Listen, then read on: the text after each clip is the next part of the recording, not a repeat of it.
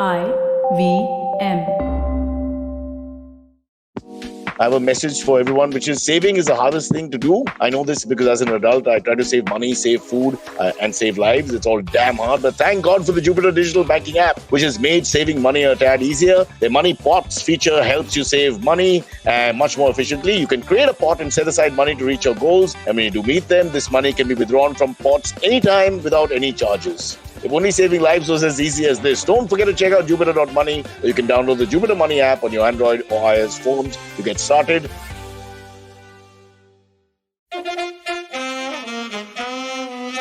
कृपया ध्यान दीजिए, the language used on the podcast may not be fit for consumption. We warn you, tread carefully. But listen yaar, don't be so conservative. Okay, people, welcome to Cyrus Says, brought to you by Jupiter, a banking app that helps you master your money. And I have a confession to make. This episode will be a lot about sex. It's a very important part of most people's lives. That's why we were 1.3 billion people. Because without understanding, some women have allowed awful Indian ugly men like myself to create the next generation for unknown purposes. Still don't know why we have them. But I have a confession before we bring our lovely guest on board. And that is, I have improved my sexual prowess since my early days with the 1.5 girls I've been with. I brought it up actually from 36 seconds before I stop and leave to about 41, 42 on. Even 43 I've touched once or twice, I want to brag. So I think there's a huge improvement. I also stopped the old issues I had where India was playing a test match or a one-day game or a game or even important sporting events were on when I would say I wouldn't be able to perform because of the pressure. That I've put on hold for now because sexual conquests have been, not conquests, but sexual sessions have been so few and far between that I might as well, give up on the sport thingy. So all that has changed, but there's lots more to be done. We men lag behind. There's no question about it. Women are far better at sex than us, and only a moron will argue with you on that point.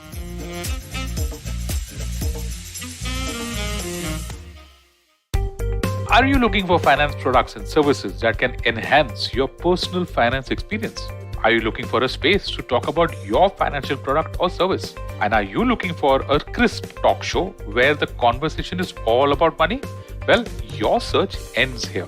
Hi, my name is Anupam Gupta and I'm host of the Paisa Paisa podcast, and I invite you for the conversation about your personal finance on each Monday on the IVM podcast app or the website or on any podcast streaming platforms. See you folks.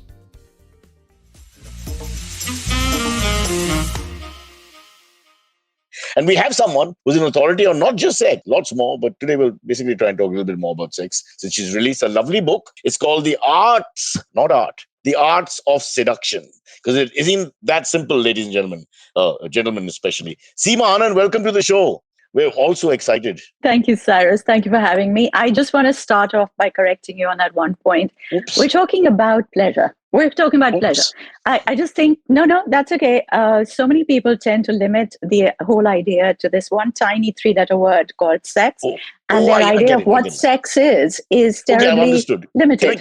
Can I just quickly clarify my understanding, which may be wrong? So you're saying it's not the coitus act alone is what we're talking about, much more than that, right? Absolutely. The act of coitus is the smallest, most insignificant part of it. Yeah, let's start with that before we get into the book and go into more details. I've got a lot of lectures from lady friends over the years and from ladies about their own lovers. When as we age, I think the genders become so fluid, we just talk openly. And I've noticed that the biggest problem is that I think a lot of women complain that men don't understand there's much more to the sexual act than just their one body part.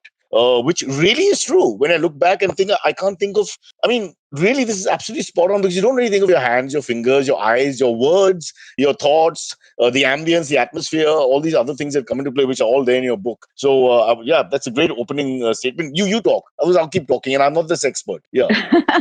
Well, no, I was actually just going to say that unfortunately, it's the vocabulary that we have. We kind of tend to talk about sex and we think that sex is this one little thing. Pleasure is just what really makes us different from the animals. It's the fact that we can consciously go towards pleasure, and that's what really makes it all worthwhile. And every part of your body, I want to start by saying it's not just that one part. Every part of your body can be an erogenous zone. It just depends on how you treat it. So let's actually start with that one idea that there is just so much more to this subject than we kind of limit ourselves with. So yeah, first thing, let's break that one particular stereotype. Seema, what is this? I do a lot of male bashing, I think quite rightly so. What is it with us that we don't seem to understand that pleasure is exactly what you've said? Is it something to do with our upbringing as men? I'm talking about males specifically, that we have a perhaps wrong idea about we have a very limited view of what sex is, literally exactly what we just discussed in the first 5 minutes. Why? But why does that happen? Because I don't think women are like that. Women from the beginning seem to know that there's much more. It's a holistic thing, which you just pointed out in the book, very well points out. So please buy it. So why is there a difference in our thinking? I think number one, like you said, it's how we've been brought up. You can't imagine the number of people who write into me and say, "Is it a sin? I feel this much desire for somebody. Is it a sin?" And we've been taught to feel guilty about it. We've been taught to feel bad about it. We've been told that this is all that sex is. Get in there, get out as fast as you can, and the less you do, the less guilt and sin there will be. Women understand the feelings that go through them. They say that men's desires are like fire. They start down there and they go upwards, and they're very quick to ignite and they're very easy to put out, just like a fire is. A woman's pleasure is like water. It starts over here, it flows down into the body, takes forever to come to the boil, and takes equally long to cool down. And so we are just built. I mean, it's just really weird, I think, the way that the world has been created, because men and women are so different sexually. Our desires are different. Our arousals are different. The way that we actually feel pleasure is different. And yet we're supposed to come together. And there's this huge pressure on not just coming together, but making the earth shake and make the stars buzz around us and all this crap that goes on around it. If we could just accept that we're all different, we feel pleasure differently, and that we can still come together and feel that pleasure for ourselves, but together, but not necessarily have to coincide the orgasm to make the universe explode around us. That's a huge pressure point you bring up, especially young lovers, where they make the effort to have this collective orgasm, if you like. And there's no truth to that. That puts the relationship into a love area where it's, just not a physical area, but much more than that, because they have a collective orgasm. Yeah. And unfortunately, almost nobody ever has a collective orgasm. It's just not possible. Like I said, it takes women so much longer to come to arousal and pleasure. So it's not my fault. Seema, it's not my fault. I'm not sure about that. I don't know. I'm very sure somewhere it must be your fault. I can, we can do a bit of research and find where you went wrong. But no, you said something very interesting, which is that men are like fire. The sexual act for the man is like fire, and for the woman like water. And water actually puts out fire, and fire has no effect on water. It's almost like you women can go on your own and have a better time. Sometimes I wonder. We can actually. It is. From a pure pleasure point of view. Yeah. From a pure pleasure point of view. But that is why. And also the ancient texts say that women are capable of 8 times more pleasure than a man. And I think that's the reason that all of the patriarchal repression and, suppression came into being, because it was like, what the hell? And also the fear that if a woman can actually feel so much more pleasure, she is at some point bound to point out the shortcomings of her partner. And so there was just this whole, there's an entire power play. But that's true. It's like maths. The fact that she thinks that way means something is missing from the act with whomsoever is at that time providing the partnership. Oof, ouch. That's why I think one of the biggest problems you have is communicating the sexual history, if you like, to one another sometimes, because it's always almost finger pointing. It could come down to that. It is it's very sad, because that's what it comes down to, which is why we're just trying to change the vocabulary. And I keep saying, let's actually talk about pleasure. Forget this idea of coming together. And the Kama Sutra actually says that you should bring a woman to orgasm twice before you penetrate. Oh, I'm going to put a lot of time into this now next time. This is like a 3-day workshop for one female orgasm. Yeah. No, it's just so important to actually realize that you're always going to be bound for disappointment if you do this thing about saying, okay, I am now hard. Let's do this. Let's get it over with. It's just never going to go the right way. So, instead of putting yourself under all that pressure and thinking, oh my God, I have to last longer, your 42 seconds ain't going to cut it. I'm sorry. So bring her to orgasm through different ways. You discuss this in the book. I want to go through bits of it. By the way, people, please buy Arts of Seduction. Sexually, I'm not doing just to plug you. I think it's just very important that this book be sold. And it's almost like, I don't want to use words like Bible and then they'll send us letters. But I think everyone should have this book. Males should get this book first and foremost, as well as females, because the biggest problem is we don't communicate about sex. We don't discuss anything. And this is a great guide. It's clinical in a way, but yet it's much more than that. And You can look at it from a technical point of view, but it's far more than that. And I think it'll really help sort of heal the communication between partners, or to know yourself better. Now, you just mentioned something about men want to get it over with. And I'm just thinking that's also true across all cultures, wherever men are. It's sort of like after 5 minutes, most of us males, when we are candid and talk about this to each other or even to partners, is like, after 5 minutes, your mind wanders. First, I thought I had ADD, but it's not. It's like most men are the same. But for the woman, the act is like an opera, it goes through many acts. And also the thing is that even for the woman, the mind does wander. I mean, you cannot stay focused on something for hours on end. You just can't. And I think that's part of the joy of it, to be able to sort of think of something else, come back to it. It's not like I don't know, it's not like a climb to, I was going to say it's not like a climb to Mount Everest, but I guess if it just depends on how you look at the journey, just like when you're climbing to Mount Everest, you stop on the way, you do lots of things, you have breaks, etc. It's all part of it. I think there's just this fear that we've started. Now you have to just keep going for it, because if you stop, that's just not how it's done. And romance means that you keep the kissing up and you keep the love bites up and you just keep that passion up to that point. Damn it doesn't work like that. We don't work like that. I wish you had spoken to me earlier when I was 16 or 17. That's absolutely right. The self-pressure for the intensity dropping is like, what's wrong with you, man? Most of us are telling each other, what's wrong with you? Then it's like a train can't get derailed at that point. But actually, it's normal. We should have done that and relaxed more, I guess. Yeah, I think it would be the best thing. I mean, my advice to everybody is just relax. Don't think of it as an exam paper. Don't think of it as something that you're going to get graded on. Relax. And actually, if you relax and you think, I'm just going to have fun with it, it's amazing what you can do with it. Yeah, no, I think that's what this imprinting period for most of us, males and females to some extent, I would say, the key, right? That first few encounters sort of, then it's difficult to get off it. Like everything in life. Yeah. The way you drive or anything else, it's difficult to break that mold. So I guess that's a huge issue. But I've made a few copious notes. I don't know how much time we have, but I want to just try and, you mentioned now different facets of pleasure. So there's a whole chapter on oral sex, which is fascinating, and everyone should buy it and learn that by heart. Because I think as we age, we realize that, and there's a chapter on thrusting, which I first thought was misspelled. That was the emotional TRUS, but it's not. It's much more than that. But I think if you put those two together, so that it's the movement from a technique point of view and what it conveys, etc., which you'll get into. But let's get into oral sex and everything else beyond the act that you mentioned. So, oral sex, it's funny because I think it's the longest section in that. The Kama Sutra is divided into 7 sections, and only the second section, section 2, is about the arts of pleasure. And the one on oral sex, the chapter on oral sex, is the longest one of all. And there's a lot of backing and forthing because there's several texts that say it's a bad thing, you mustn't do it.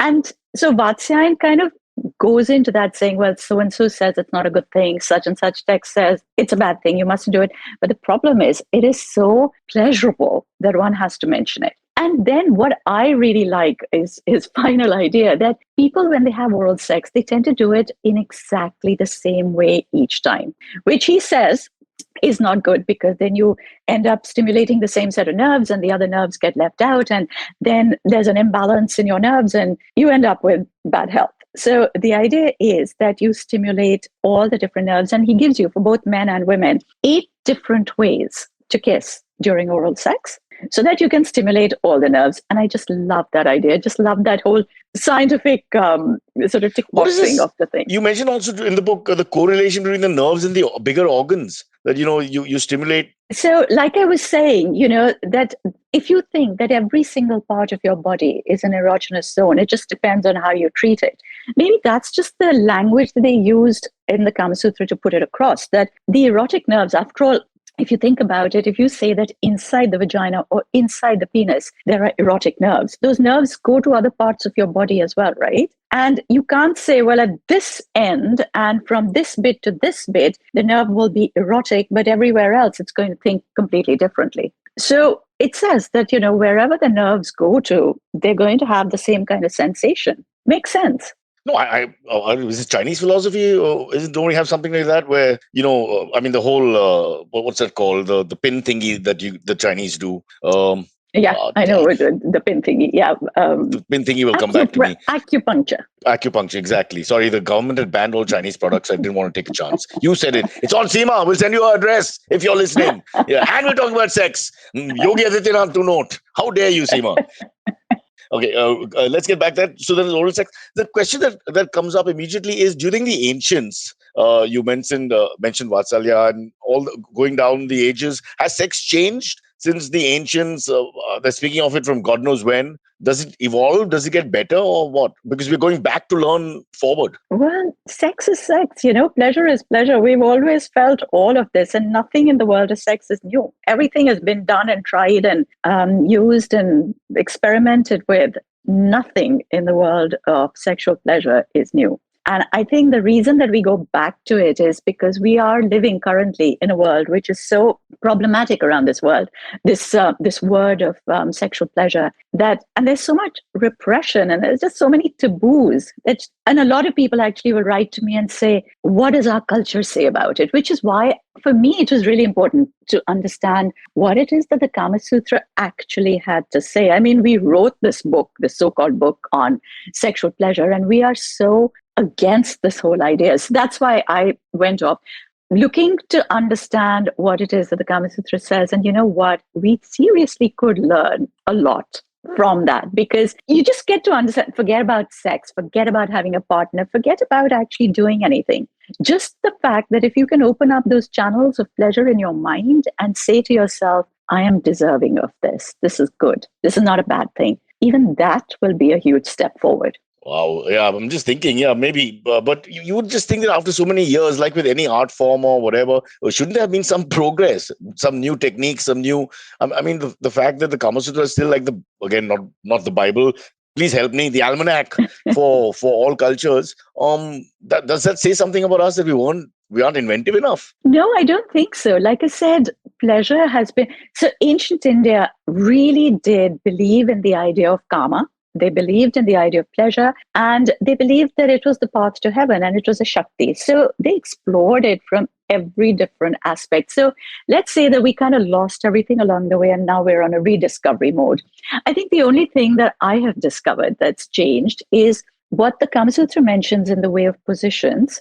That has changed according to the furniture that has been developed along the way. Oh. So if you think that, a particular position, a sitting position, which was originally on a mattress on the floor, then you have chairs, then you have sofas, then you have other things. So that has changed. And I think that somebody recently wrote an article about having sex while paragliding. That would definitely be a new one. I wouldn't want to try it personally, but hey, yeah, I don't know. But then again, like I said, because you have to wear the jumpsuit and you got to pull that thingy and all that. How do you? Yeah, and I don't know how they. Yeah, so I'm not sure how they did it, but I'm waiting for that book. Yeah.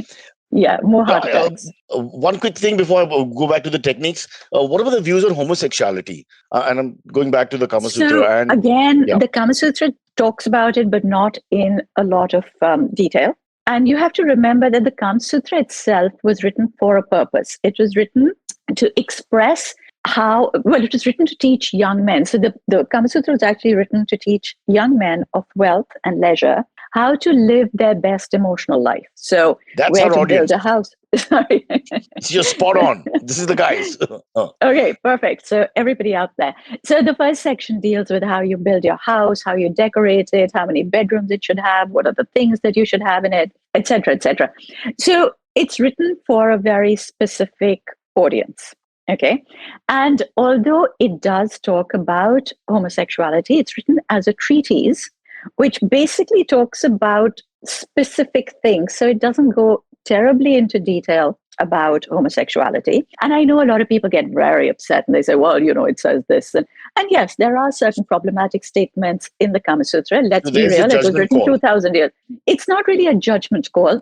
It's a book that's written 2,000 years ago. Damn it, we make so many judgmental statements today. Somebody writing it 2,000 years ago, the beliefs. You'd give them some rope, is what you're saying. Fair enough. Compared to the savages of today. Fair enough. Absolutely. Yeah. But also, it does talk a little bit about homosexuality, not too much, because that wasn't the remit of the book. Right. But which allows you to understand their thinking about it immediately, because everything else is in a clinical sort of sense put out there for that young man to learn. But they also what's interesting is so the rest of it is all addressed for men, but section 2 is addressed to both men and women. What's very interesting is that it says how a woman feels pleasure or how a man feels pleasure, not that the man must do this to the woman and hence she will feel pleasure. Or the woman must do this to the man. Like the chapter on oral sex, for instance, it says that unless you're prepared to do it back for your woman, don't ask a woman to give you oral sex.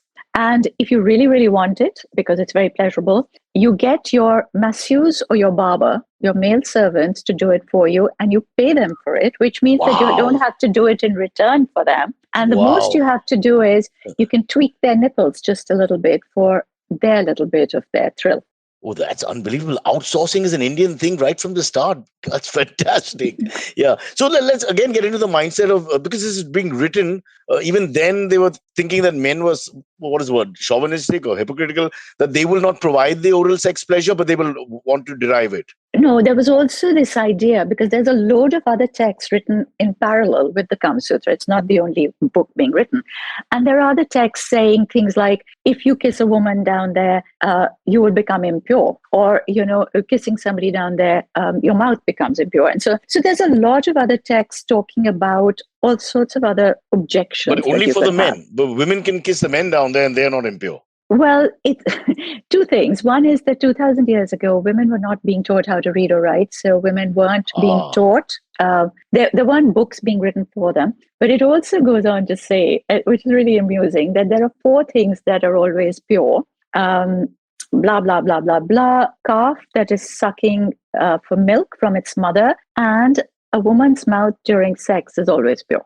Yep. It's a nice get-out clause. So. Yeah, there you go. All right. Clearly written by men. But here, going back now to the nerve ending thingy, how do they have that science? How do they have the science to put the heart with the nerve ending and the penis, the connection? I mean, where did that all come from? I personally think that there was obviously a great deal of knowledge. I mean, if you think about it, when Michelangelo makes David, I mean, why is it there's so many people making the statue of David? Why is his one better than anybody else's? And so if you look at the Greek statues, the Greek sculptures, they were rated by how well the sculptor or the artist could depict the body, which means when you look at those, what I'm trying to say is, you see every muscle rippling, you see the nerves and the veins standing absolutely. out. It's an anatomical, help me. It's an anatomical, it's anatomically brilliant, right? And that's what makes that particular sculpture or that particular sculptor brilliant, is their knowledge of the human body. And clearly they did have the knowledge of the human body. I think the only thing that they've discovered in recent times is that in the statue of David, there's a particular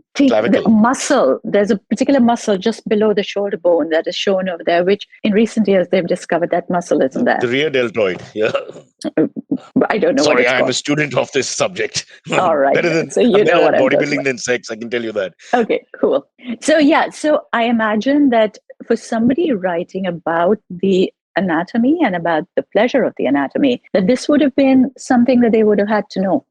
So many years have passed, but the science still holds good. I mean, there's something in that, isn't it? That you're looking back, and thanks to you, and let me plug the book again. It's called The Arts of Seduction, and please read every word, learn it by heart, keep it with you. This really should be kept by couples. I do believe, and correct me if I'm wrong, don't you think if couples had these kind of books and discussed the book like we would a film? When couples watch something on Netflix and discuss it, we'll sometimes have a really interesting time. But this, for some reason, I've spoken to lots of people about this, even people on the podcast, and communicating middle-class India and upper-middle-class India, they don't talk about sex. We all do it with our the males in a gang or maybe the girls in a gang, but the couples never do it. They just don't have these candid conversations without judgment. Why is that? Again, like I said, we go back to the idea of sin and guilt and how it's dirty. And this is the one thing that you just never discuss. So you can talk about what kind of food you like or what movies you like. And you can discuss whether the dal makhani that you ate over here was better or over there was better. But no, you don't talk about this. It's amazing. That's why they buy this book or leave the country. I believe, Seema, the best way to market now is threaten people. It's working all over the country. I want to get back to thrusting because I read it as fast as I could, and I found that it was a fabulous chapter. I read that and I was just thinking, when you think about it, it's almost communicating with the. It's almost like a dance form. It is a dance form in that sense. So you say again. I'm jumping ahead. So the idea was that your mood was very important. And I love this idea that, one of the 64 skills of the Kama Sutra is called Shayan Rachanam, which means the art of making the bed, which meant that you could basically make the bed in such a way, fold the sheets down in such a way that you told your partner whether you were feeling happy, angry, or indifferent that day. So when your partner approaches you, they understand what your mood is and they approach you accordingly. I mean, if you're in office and you're the boss and, you can see from outside that your boss has got this really angry look on his face, you're going, or her face, you're going to approach them very, very differently. So the idea was that sex was that important and such a big part of your life that you approach that person accordingly. One of the ways of foreplay, one of the very exciting and important bits of foreplay was that every young man needed to keep art materials in his bedroom. And he would make a painting of his beloved as part of the foreplay. And that whole idea, I mean, I think it's fantastic. That might go wrong. It's like, well, no, it's just great because you can make it as abstract as you want. You can, but you can also, if you're good at it sometimes, you may show her to be what she really is and you that might upset her. Well, no, I think, there were fewer taboos about what a woman's body should look like. I mean, you're clearly spending that much time looking at your partner, communicating eye to eye.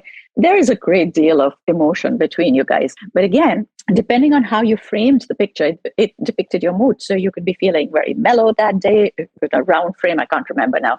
Or if it was a square frame, you were feeling sort of more realistic and more on the ball. So it was very much about mood. And then when we get on to this idea of thrusting, most of the information on thrusting does come from the Chinese text because the Kama Sutra, for instance, doesn't talk about it at all.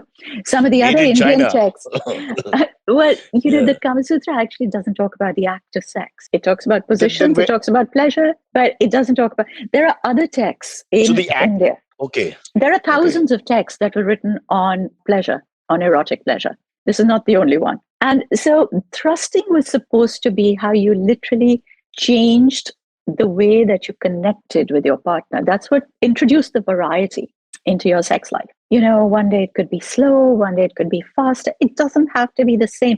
And this is one of the things that we're trying to break, one of the stereotypes that we're trying to break, because people have habits. So they start and they're like, or they're like, and every day you're God, different. it's like you know us so well. It's scary. Are you a sex therapist to your friends? I'm thinking. I think that a lot of my friends have got so used to my talks that nobody really, every now and then they'll come and ask me about things. But not to my friends, to a lot of outside people. I think it would be fantastic because people need to communicate. And if they can't talk to each other, then at least they can talk to someone, let's say, with a slightly more intellectual and professional approach, which does help. Because you suddenly realize that what you're saying is actually, it's almost like therapy. And the book is like that as well. I think a lot of people will find some home truths immediately. The chapter we're talking about specifically, for example, I think males, when they'll read it, will understand that it's, each thing is conveying, as you said, moods and... and the other thing that I think is very sad is that we've lost a lot of these stories. A lot of the stories that were written around erotica, we've lost them. And I always think stories like role models, you listen to a story like people listening to us chat, you suddenly kind of think, okay, that makes sense. But also with stories, you suddenly think, oh, so that could happen and that was okay. And this is cool too. You know what I mean? Like, I feel really sad. There's a book, for instance, called The Shuka Saptati, which is the 70 tales of the parrot. There's always a parrot. Okay. And in this particular book, what's really cute, a lot of it is lost because a lot of these books were written on palm leaf. So we only have parts of the book now. In this, the man goes off on a business trip for 72 days or 71 days. He leaves his wife, his beautiful young wife, alone at home, and she falls into bad company. Who say to her, these people say to her, "You're going to get bored. He's gone off. You should really have an affair. It'll be so much nicer." So she decides that she's going to have an affair. So she gets herself all dressed up. So the parrot says, he comes and gives her this long lecture about why she shouldn't have this affair. And she gets very angry with him. And she says, "Today I'm in a hurry. I'm going to go out. But tomorrow I'm going to kill you because how dare you be so insolent to me?" And he says, "No, the problem is I was trying to explain to you that having an affair is a really complex thing. It can go wrong so badly. So if you run into a problem, do you have the intelligence to get past that problem?" And so the stories that he tells her every day are basically about somebody who's having an affair, something goes wrong, and how that person overcomes it in order to continue with the affair. So not a judgmental, there's a problem and she decides not to, how to actually get past it. So once you need an intellectual capacity to have an affair, because you have to deal with what the consequences in a practical way is what you're saying. It's not again a And there are judgment call. problems That's that super come up. interesting. It's not a judgment call. It's just the fact that, you run into all sorts of problems. You see, if people talk to us like this, we'll respond much better, I feel. If the parrot spoke to you like that, because other people say, hey, don't have an affair. What are you doing? Destroying your marriage or whatever. I think that doesn't work. But when you say that the tasks are for a certain type of mindset, do you have that mindset? I think that would make people, back off sometimes maybe because they don't. Absolutely. Yeah, wow. Okay, note to self, don't have an affair. Seema Anand tells me that I don't have a parrot, so there's no point. I'm putting it all together. Absolutely. If you don't have a parrot, don't have an affair. There's one, the art of the curved finger. We're running out of time because I'm going to break and get other people on. The art of the curved finger, in short. In short, it is how you must use the fingers to pleasure a woman. So either the woman doing it to herself, her partner, whether it's male, female, whoever, pleasuring her. And the idea was that fingers were probably the best thing that you could use. I mean, there's a chapter in there about all sorts of other sexual tools and toys and aids, but fingers are the best thing because the combination of the soft flesh of the fingertip and the gentle grazing of the nail is incredibly pleasurable. And then it gives you a lot of insights. So it says, for instance, that this finger on its own is the worst thing you can do. And I don't know whether it was done to sort of explain to people that they need variety, because most people, the index finger on its own just agitates, it doesn't give pleasure. Now, most people, if they're going to pleasure a woman, they will sort of stick their finger in and sort of really go for it, like they attack their partner. Yeah. God, you know us all so well, Seema. What have you done? What can I say? I'm a mind reader. So basically, the chapter gives you this idea of different mudras that you could make, and which come up in all sorts of, there are some that are almost circular. And it basically says it adds variety to your pleasure. And it also says that it gets different parts of the vagina going, because there's lots of different nerve endings in there that can be excited. So the curves finger, is there a G-spot actually or not? What's the final take? They say that women have about 24 G-spots. Wow. We have an entire Aladdin's cave in there. It's very exciting. Women should have 24 husbands. It looks like... No, we don't need 24 husbands. That's the whole point. It's very difficult to go wrong.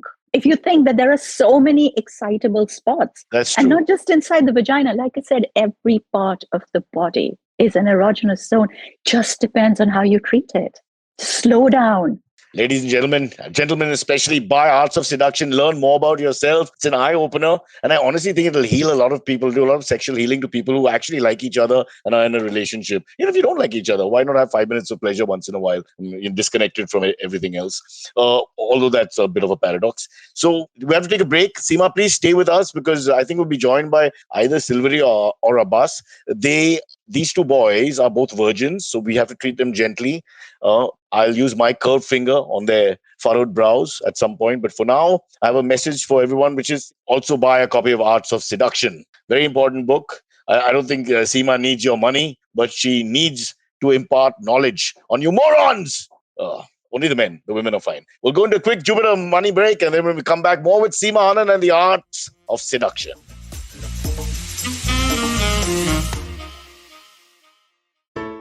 Hey, it's been another great week on the IVM Podcasts Network. On Shunya One, Sheila Ditya speaks with Sakshi Vij, founder and CEO of Miles Cars, about her entrepreneurial journey.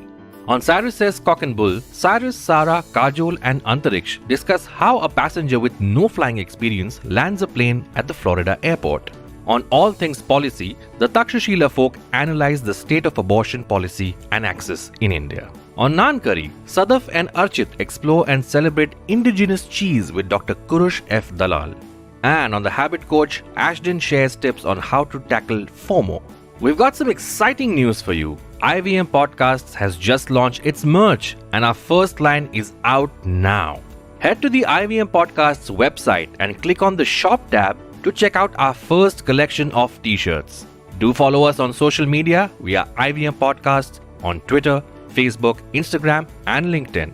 And remember, if you're enjoying this show or any of our other shows for that matter, please do tell a friend. Don't forget to rate us on any platforms you're listening on. You can also check us out on YouTube. We are also doing a small listener survey to better understand how you respond to our shows and advertising on the network. We would really appreciate if you could spare a few minutes to fill it. It helps us build better shows for you. And finally, we would like to thank our sponsors this week: SBI Life Insurance, Jupiter, a digital banking app, and Capgemini. Get the future you want.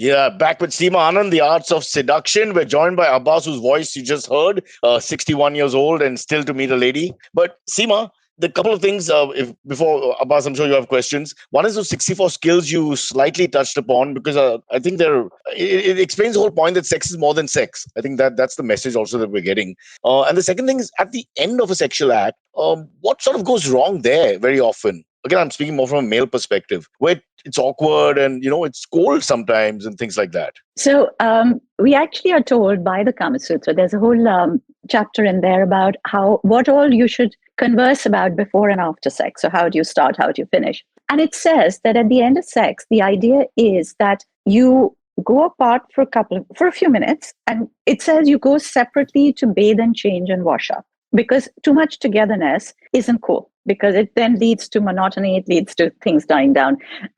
Too much harmony is not great. So you go away for a little while, you get dressed, then you come back together again. And this is where the man has laid out a lovely meal for you. So basically, you then sit together. And what it says in the Kama Sutra is that you sit together. He has a meal with 8 different tastes and finger foods. So it's not messy food. And each thing he will pick up and bite into it and say, oh, this is chili, you should try this. Or this is sweet, this is really nice, try this. And he has the woman's head on his lap, and he shows her the different constellations, and he tells her stories about happy things. So people who got together and they were happy afterwards, because it's how you finish off this time will depend on how quickly she comes to you the next time, or how quickly she comes to your bed next time, or how willingly she comes to your bed next time. So that's what the Kama Sutra says. And I actually think that's really nice, because the time afterwards is when you do need that time apart to gather yourself and then come back together and start feeling the thrill of being together again. Because it's always that bit, immediately after, maybe just 2, 3, 5 minute window where you feel like you've had a moment as a couple or not. And it's not about the sex. The sex may have still been good, but you still don't have that bond after that, because people are awkward. Maybe they don't, I don't know, I can't explain it. But this is good. So in the modern context, we can call Zomato, for example, and get the food organized. We don't have to actually cook it. No, look, we have to go to the 21st century. You've got to evolve a little bit. Absolutely, I agree. Yeah, completely. Call Zomato, either get it beforehand or whatever, But they might disturb you in the middle. And when you're 43 seconds on the make, I mean, the poor girl deserves better than 21 seconds because the bell rang. Get it before, put it in the fridge. But yeah, fair enough. She's outthinking me, Abbas, left, right, and center. All right. Let's introduce the young Abbas. This is a good point now to discuss and openly tell us your problems with sex. And please don't tell us you can't find a girl and your Tinder stories. Nobody wants to hear that. Yeah. No. I'm not here to for the agony aunt segment. My questions or other thoughts for Seema ma'am were, I exclusively know you through First, Instagram. ask her if she likes to be called Seema ma'am. I don't know why you're calling her Seema ma'am. That's Seema fine. ma'am? That's fine. Stop. You're okay with that? Okay, Seema ma'am it is. Abbas, carry on. It's okay. You've already called me a virgin, Cyrus. Let me go on. So how has that been? I mean, I really like how you take these very complex concepts like you spoke about in the first half, and you make small minute long or 30-second long Insta reels out of them to directly get to the point. So and you and a lot of other sex therapists, sexologists who I've seen have become popular on Instagram. So how did you adapt to that, and how has that experience been like? Yeah, and also, how do you explain things in 30 seconds? Yeah, it was really difficult. So I have to say that, I guess, number one is I'm a storyteller, which means that I'm used to taking material and understanding how to adapt it for my audiences. So that's a really big thing in taking something really complex. I live in the UK. I'm talking about an Indian story to multicultural audiences who don't know the background, the framework of the story. So understanding how to put something across is a skill that I've developed over the years. I went onto Instagram when lockdown started. So till then, I hadn't ever bothered, because I would go out onto stage. I'd been invited to go somewhere. You were forced to by the times. I was forced to by the times. And my daughter, who had just finished university in the middle of lockdown and didn't have a job at that point, said, "Mother, I will take care of you. I will teach you what to do." And so this happened, Abbas, over a lot of fights because my initial reaction was to have longer talks, because there are some things that you just cannot explain in 30 seconds. She's trained me on how to do this so that I can get See, one Cyrus, it point is across. It's a possible. common story. No, Abbas, it's a common story. I think you're a bit too young. You don't understand, Abbas, but it is. Fair. We learn. That's the great thing about learning. You can learn from anyone. You don't have, the wise are the wise, young or old. Yeah, but did you hear what Abbas said when he said, I live in the UK? He said, lucky. I mean, that's not necessary, Abbas. That's so wrong. Don't say that. All right, go ahead. But the weather here is really cold. It's wet and it's 16 degrees today. So I'm cold. Does your British audience take to this kind of book as well? Are they more open? Because they're famously not. No, it's actually been interesting the way that it's been received. I've been very fortunate. Can I ask one more question, Cyrus? Yes. Since you said you're making it for an Indian audience, and this has almost become a meme now where Indian males DM women wanting to see bobs and vagines, whatever that means. How do you deal with that? Is there because desperate men. Today got a lot of my following is Indian. It just worked out like that. I don't know how. I had an email today from somebody saying, in really bad spelling and really bad English, which we won't go into, but basically said, I need to learn more. So I think you should take me on a date. And then in one day, you can teach me about all the positions and how to do. And I was thinking, okay, forget the idea that he wants me to do this, but the entitlement that I can learn it all in one day. I mean, I only spent 19 years learning this. 1 second. He was hitting on you, and what you're getting out of it is his entitlement that he can learn that fast. Okay, just to put it in perspective. I'm sorry. Look, when you get to a certain age, and also let's face it, with my subject matter, you can't imagine the sort of messages I get. Okay, between proposals and propositions and dick pics and you name it, it all comes. And so you no longer think, oh my God, what is this moron doing? But just the fact that he thought, and he says, I learn better with experience. So one day I will learn. And I was like, really? Sorry, go home.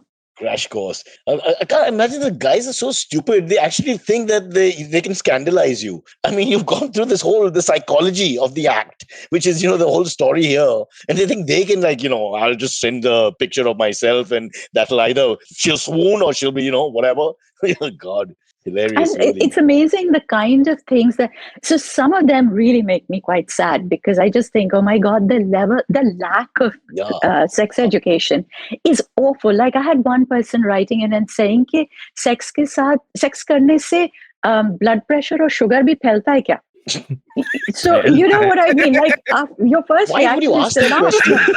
I mean, he's nervous to have sex because of that. What does that mean? Because people haven't been taught that it's not an STI. And I also had a message which I'm going to respond to at some point where somebody said that they dry humped, that's the word that they used. And then they said that they both came, but within their own clothes. So the panties and trousers, but the clothes got wet. Can I get pregnant from that? I just think it's really sad that the sex education is so bad that people, and what's worse is, that they cannot go and ask anybody else. Exactly. And their parents won't respond to them. We used to do Loveline, Abbas, this MTV show, Malaika and me, and some of the others as well.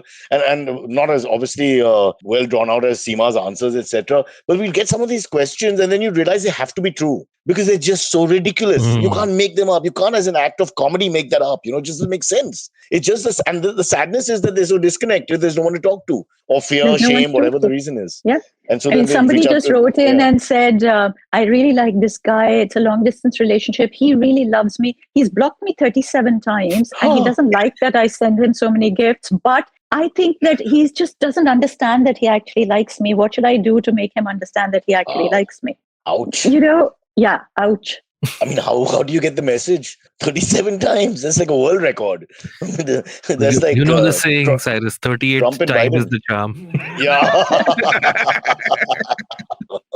That's in the Kama Sutra. Hey, let's quickly get it. I know we want, do we have the EMAs as well? Emails and Yes, stuff? we But do. can we just get into that 64 skills? Because that's a very, again, that talks about like cooking and I mean, which you've mentioned slightly as well. So Just tell us the a little bit. 64 skills, most people, when they hear the terms, the 64 skills of the Kama Sutra, they think that there are different ways of having sex. Nothing like that. There are loads of different things. So everything from singing and dancing and playing musical instruments to understanding about botany, to understanding about gemology, to decoding puzzles and learning foreign languages. It's literally everything. And the idea was that the more diverse you were as a personality, the more exciting you were as a person. So it was to make you more attractive. You know, if you can True. talk on 2 things, you're disadtractive. If you can talk on 10 things, you become so much more attractive. So it's like a And profile. It's like a profile on Tinder or something. Literally putting it out there. Yeah. That you got so much variety. And it says that, the Kama Sutra, most people don't realize this, but the Kama Sutra is dedicated. It's written in honor of the goddess Saraswati, who's the goddess of music and learning, because it says that a man who's culturally well-versed is the most desirable man of all. Wow. So it really was about understanding I'm just thinking, Abbas, Cyrus is don't apply raising now. his hand. We shouldn't apply. I'm just saying, the moment she puts it out there, culturally diverse, let's not even bother. Okay, let's just find something else. We'll climb a mountain. There's other things to do to get rid of the sexual energy. There's Mount Everest. There you go. Right. One last thing before he goes into the emails, I'm dying to ask, and how important, again, this is from my own experience as well as from what I hear from other people, because I love talking about sex and everything beyond it. Eye contact between a couple. How important is that? I think it's one of the nicest things that you can do. It actually look each other in the eye and just smile. I mean, just the fact that you can connect, how much better could it be? Like instead of looking at different parts of the body, I mean, seriously, look into my eyes. You will notice what I'm feeling. Seema, not just in the act of sex. I'm saying that in a couple. I'm talking about generally, not in the act of sex. We're not talking about the act of sex. I've had a young lady, not young anymore, a lady tell me that, he doesn't like to make eye contact. So I really feel he's having an affair. Like the eyes have become shifty. He doesn't look at me in the eye as much as before. Unfortunately, that is, so in Tantra, we say that, your channels of energy are in the body. And the way that they're motivated comes from the brain, but there is no direct connection. That has to come from the eyes. So the motivation from the brain to the channels of energy have to come through the eyes. The eyes are extremely important, and I find that, like many other parts of our body, they actually have emotional intelligence to a degree where, when you feel not very happy with someone or you're feeling upset, you tend to not make eye contact. Eye contact is serious amount of it's energy. Making eye contact with somebody, actually sitting next to someone and looking at them full on takes a lot of energy. It's not easy to... A level of comfort. A level of comfort, but also just think of the amount of energy you're giving up to that person. You cannot be distracted. You can't be thinking about something else. You're actually looking at them in the eye. It takes energy. And I think it's fabulous, even if you can do it for short periods of time. It's one of the best things you can do. It's a huge issue. Please, when you're young, do it. People listening to the show, because I can't see my wife anymore in the sense that, because of bad eyes. I'm not sure it's her. Sometimes it's just a wall. The other day it was the cook. Of course, he kisses really nicely. I'll put that on record. I was about to ask, the cook was in between you and your wife? No, I don't want to get into my other studies that we men age so badly compared to our Indian women look so beautiful as they age. As Seema's proof, and I'm not flirting, of that. And I look around all the ladies I've grown up with, who are now ladies, etc., young girls, the ones, they all seem to look so nice in their 40s, etc. And we men look, I mean, not just you and me, Abbas, the whole lot of us, okay? I'm not in my 40s, Cyrus. I know, but that's the sad part. You're not even in your 40s. Can you imagine what's coming? Anyway, she'll write a book on that later. But for now, go ahead with the emails and what we have.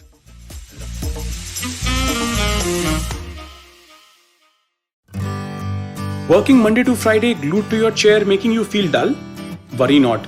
Get your 5-minute weekly dose of travel around the world with postcards from nowhere. Join me every Thursday as I explore the strange, obscure, and fascinating parts of the world and bring out facets of travel you may not have thought of before. You can find us on the IVM Podcast app, website, or wherever you get your podcast from. Follow me at Instagram and Twitter on Bored Brocha. I'm so bored, I need your help. I need your love. I need your touch. Okay, just follow me. Yes, so we are into the AMA section. The first email comes from Avranil Paul. Avranil says, "Hello, Cyrus and the IVM team. I hope you guys are doing well, and more power to the IVM podcast community." He asks, to the porn connoisseur Cyrus, who watches porn in quotes for academic purposes, do you like new porn videos each time, or do you have a few selected special ones? For me, it's always a few selected ones. Oh, that's a limited sort of thinking with the world that's out there. Let's jump the question, as stupid as it is. How good or bad is porn, Seema? Yeah. Today's pornography. Okay, so I have to say that generally speaking, I am very, very, I really don't think it's a good idea. I think that a lot of people do need a certain level of excitement to get themselves going. And I always suggest that there are podcasts, so there are audio podcasts to listen to, read a book, visualize, imagine, make up daydreams, fantasies. When you actually watch porn, I find that aside from everything else, it takes away your ability to imagine. It's too in front of you. It's too direct. It's too quick. Where the idea of the arousal and the ejaculation is just far too quick. It doesn't leave you with the feeling of pleasure that it should and it could, because this is an amazing thing to do. Pleasure, sex is great. It should make you feel brilliant. Porn doesn't do that for you because it's just too quick and it's too prescriptive because you're seeing everything as it is. Where if you're imagining things, you can slot yourself into it. The other problem is that when you watch porn, porn is a huge industry, lots of money. Everything is photoshopped. Everything is, filtered. Unreal, yeah. It's so unreal that it leaves everybody else then feeling worse about themselves and worse about their partners as well. So I just think that, I'm not a fan. I really don't. I think that just to go on, I know that there is a lot of people who now recommend something called ethical porn, which is being created mostly by women. So it's being created with a different gaze. And perhaps that is the way forward. If it's being created with a different gaze, it means that you'll also be bringing in a certain part of the relationship. I have to tell you on this note, I'm sorry, I don't know how many emails you have, but I have to tell you, somebody recently sent me an Indian porn clip to review, and I didn't realize what it was. I didn't realize what it was. They had been listening to what I said about relationships, about conversation, and it was, and about the fact that, you need to be looking at something nice. Anyway, so there were two people in this, a man and a woman, and they were both the kind of people that you would generally, not like some of the really sleazy Indian porn that you watch. They didn't look like that. They looked like characters from a regular film. Right. And they had a nice bedroom, which you could sort of see white walls, white cupboards, etc. And a tube light was on. Show. What's going on?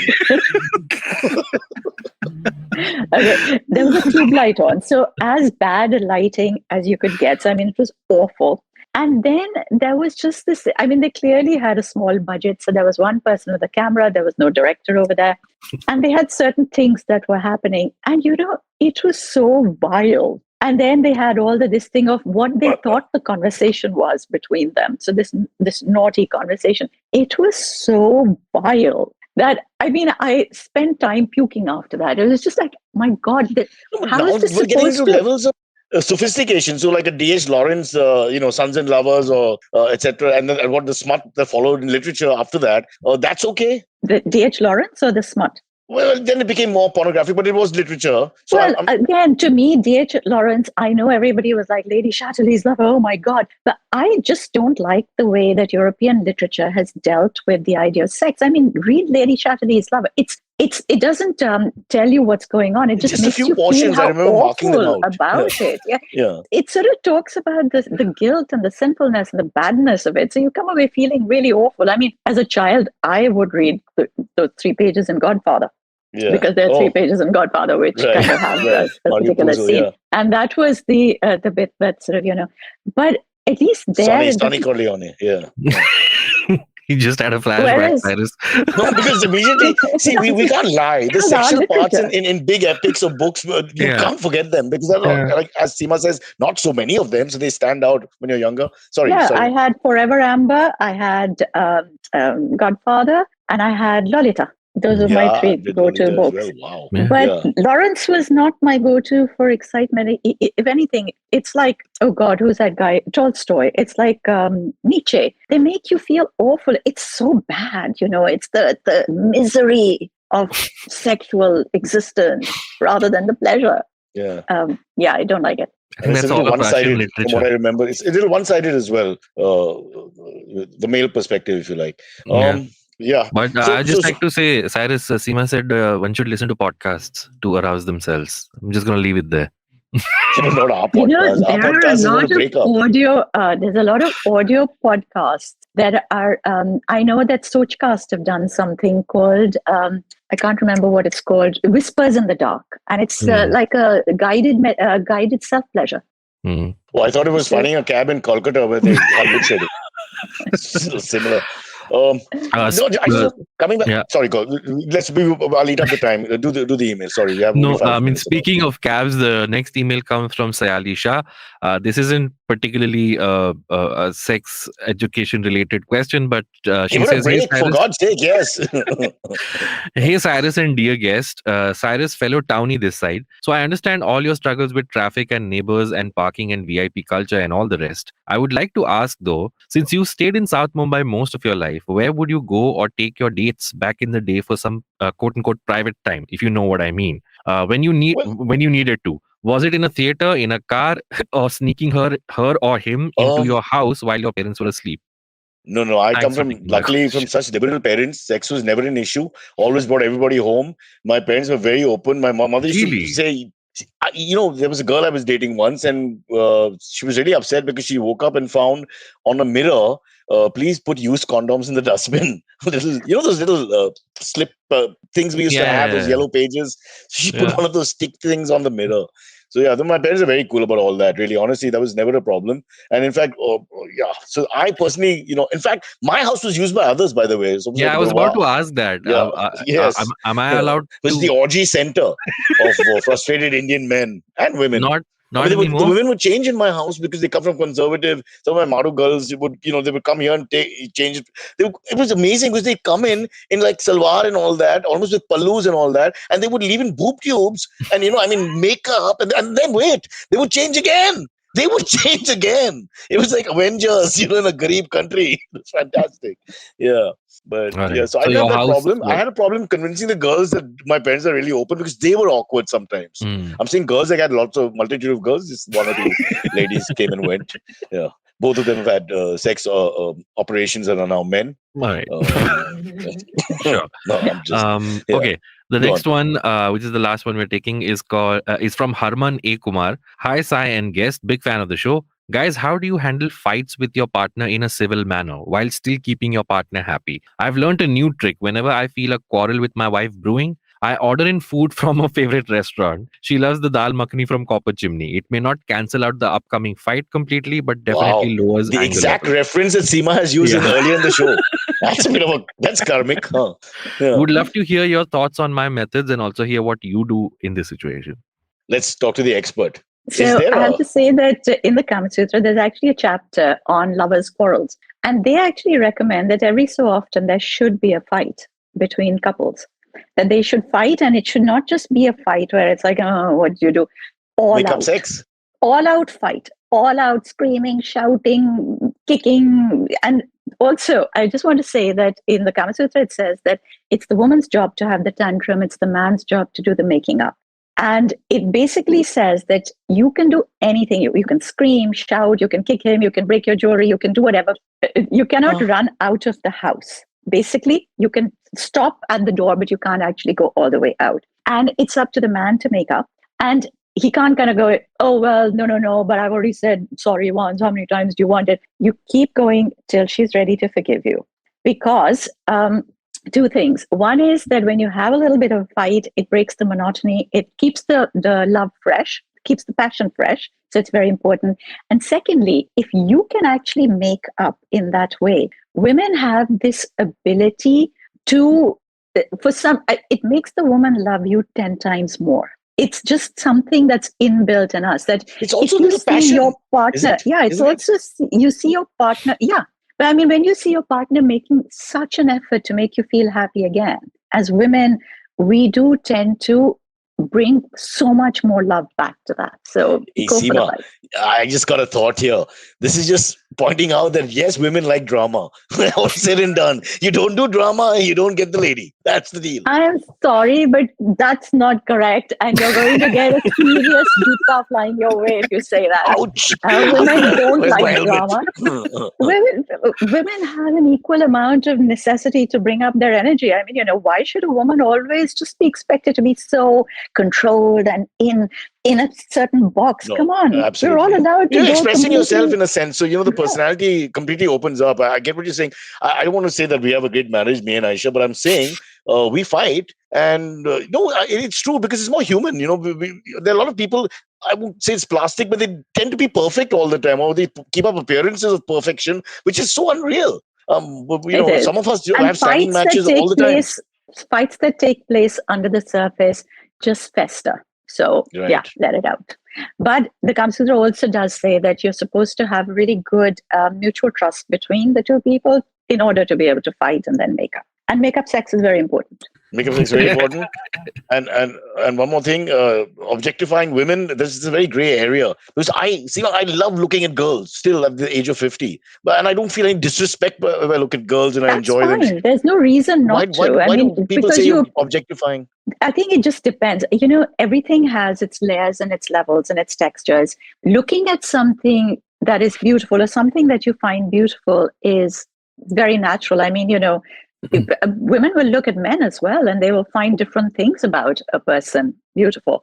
I think objectification is very different. It's when you stereotype, it's where you create boxes, where you kind of say, this is what you know what I mean. I think it's difficult to explain it in just a few words, but that whole nudge, ha ha ha, what I mean. Right. And The locker also, room culture. and also when you look at somebody and then put them down for something.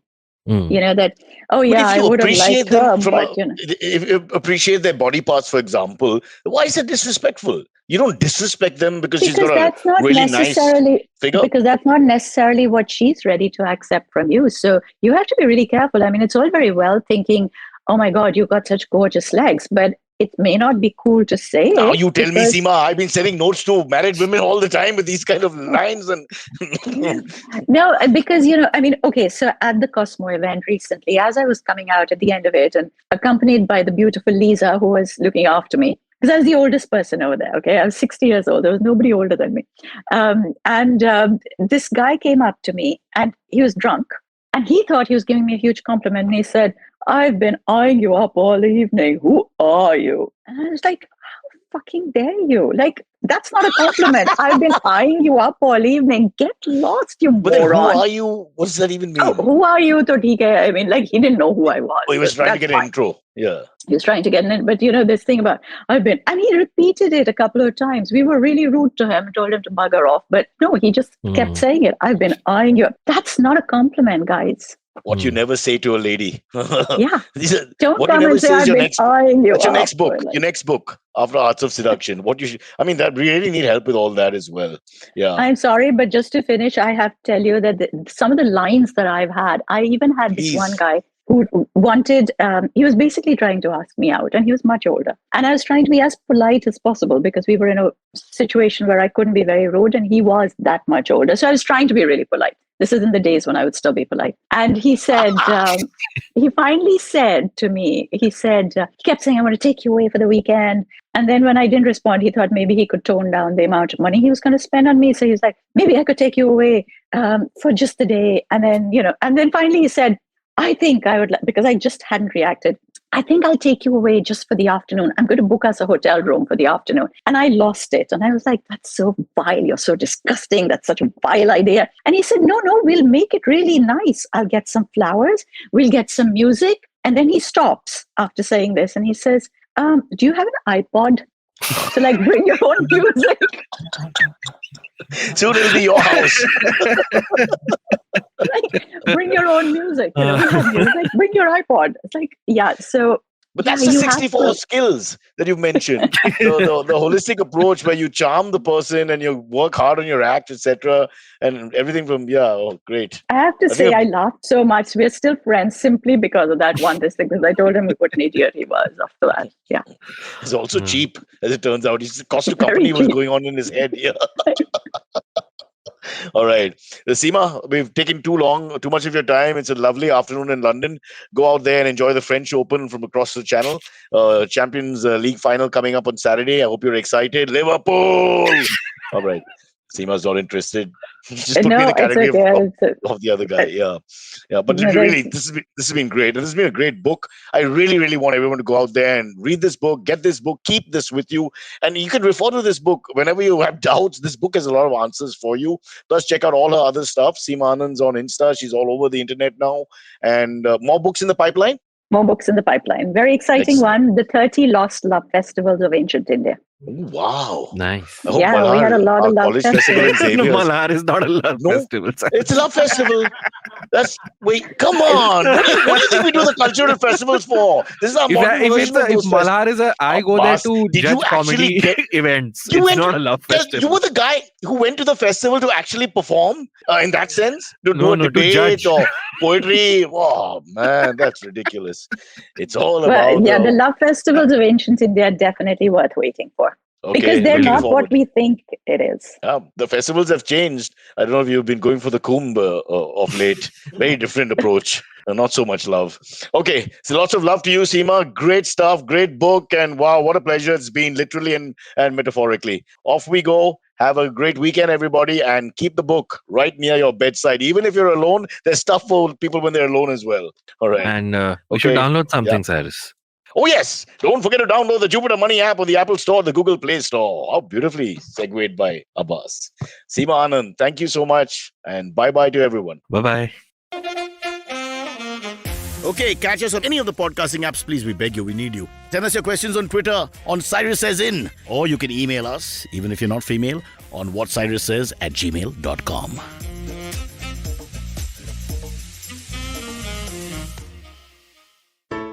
There's a quick survey to fill out on ivmpodcast.com/survey. It lets us know a little bit more about who's listening to us. And you know what? We're going to do a few prizes. So, we'll do a random drawing of maybe 10 people and we'll send you all some swag. Remember, that's ivmpodcast.com/survey where you can fill out the survey. You're the people pleaser, right? Or then desperately seeking the one? Oh wait, you're the one who doesn't think they're ever good enough. So much drama. And for what? Is it doing you any good? Listen to me. I'm Chetna, your favorite positive action coach. Yes, I'm the one who has been dropping all those truth bombs on every episode. Oh no. And it's time you learn to say no to drama. That's also what my podcast is